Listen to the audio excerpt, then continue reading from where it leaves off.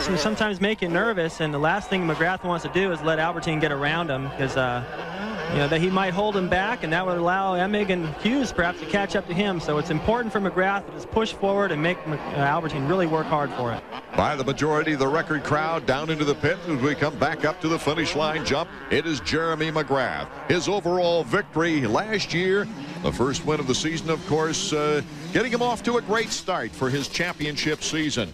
It's interesting, I think, to note here at Gatorback Park that in 14 races of 250, as we see Skip Norfolk giving Jeremy his board, but in 14 prior races, 9 times the winner of Gatorback has gone on to win the 250 title. Well, I remember it hasn't always been the opener. I won it in 1983. It was actually the 3rd or 4th race of the series, but it still applied.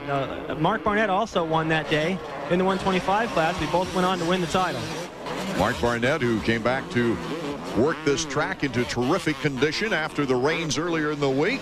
And, of course, our buddy David Bailey here working on the telecast. You can't get away from it anyway. Almost getting away from him, Jeff Emig on his Kawasaki, as Ryan Hughes picks up some room there in 4th place behind Jeff. That's a real tricky section. They're coming up to that elevator shaft again. We'll see what happens. Emig decides to go for it, and once again, Ryan Hughes doesn't do it. You know, he had to ride through a little dust cloud there on the takeoff. Maybe he just can't see where he's going enough. He's not sure what his teammate's going to do. He's playing it safe. A great battle for first place here in Moto number 1 of the 250s. Albertine putting the pressure on Jeremy McGrath, the defending champion. Let's go down to the pit area now. Davey Coombs, I believe, is with Skip Norfolk. Davey. Skip, who's Jeremy more concerned about, the Suzuki behind him or the 2 Kawasaki's? Well, right now he's got to be concerned with Albie. You know, over the back, he's put some pressure on him. Jeremy's able to pull away on this side of the track. It's an early race. Last year, Albie seemed to fade a little bit towards the latter part. Jeremy's strong. You know, it's early. We got about 30 minutes of racing left to go. Long motos here in motocross, 30 minutes plus 2 laps. Jeremy McGrath out in front. Greg Albertine still holding on to 2nd place and not that far from Jeremy. This record crowd, you can hear in the background, they're digging it. They want to see somebody challenge McGrath. I don't think they necessarily want to see him get beat. They just want to see him challenged, and he's getting all he can handle right now from Albertine, and Emig and Hughes are still pretty close. Anybody makes a mistake, these two could very well take over. Emig in 3rd, Hughes in 4th place. That hairpin turn and then the acceleration down the hill before going back up on the finish line jump. Hughes accelerating. He's on the left. Oh, my goodness. He hit his chin on the bar.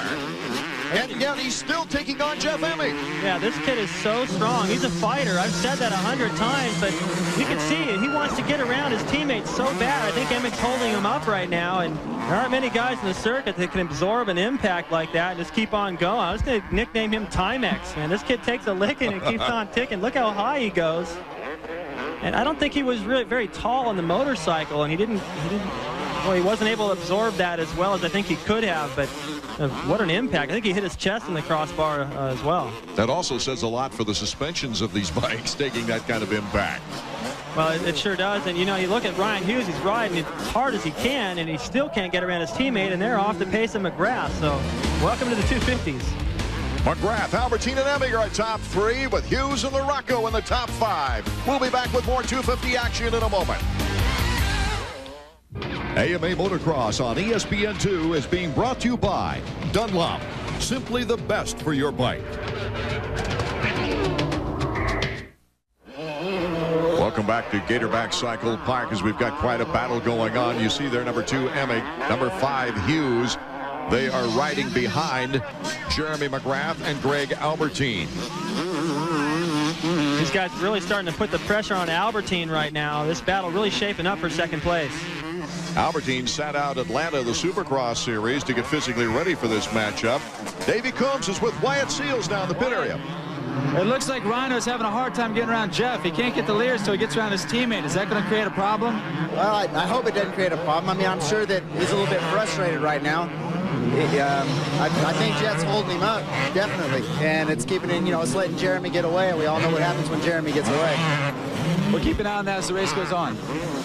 Ryan Hughes getting a lot of valuable experience with more powerful machines in the 500 at the Motocross des Nations, running 250 in Supercross, and now here in the outdoors. I think the more horsepower you give him, the more mellow he rides, and when he can tone it down a little bit, he starts to ride really good and put the lines together. He's got all the talent. One thing he doesn't lack is his determination.